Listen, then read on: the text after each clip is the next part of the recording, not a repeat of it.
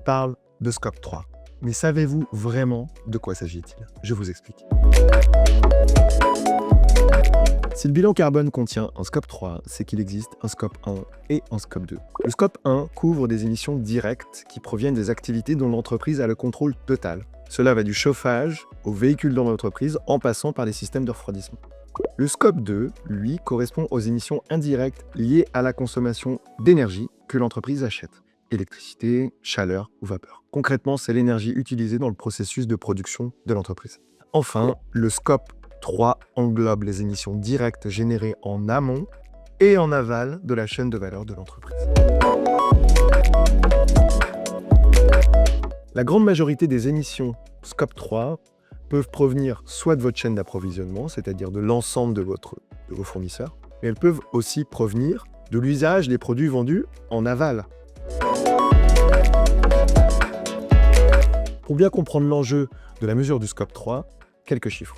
En moyenne, le Scope 3 représente 80% de l'empreinte carbone d'une entreprise. Les émissions liées à la chaîne d'approvisionnement sont en moyenne 11,4 fois plus importantes que les émissions de Scope 1 et 2. Pourtant, d'après notre enquête Sustainability in Action réalisée avec Capgemini, seulement 28% des entreprises mesurent ces émissions partagées avec leur chaîne de valeur. Alors concrètement, quel est l'intérêt de mesurer et de réduire votre Scope 3? D'abord pour réduire réellement votre impact sur le climat, bien sûr, mais surtout pour mieux piloter votre chaîne de valeur et donc donner toutes les chances à votre entreprise de perdurer. Prenons l'exemple des achats. La première étape est de mieux connaître la donnée carbone de vos fournisseurs. Pour cela, vous allez cartographier votre supply chain en leur envoyant des enquêtes pour collecter leurs données. Ensuite, vous pouvez mettre en place avec les fournisseurs les plus carbonés des plans d'action de réduction et les engager à travers une réelle collaboration dans le temps. Nous avons développé une méthodologie étape par étape pour vous aider. Retrouvez notre guide à télécharger dans la description.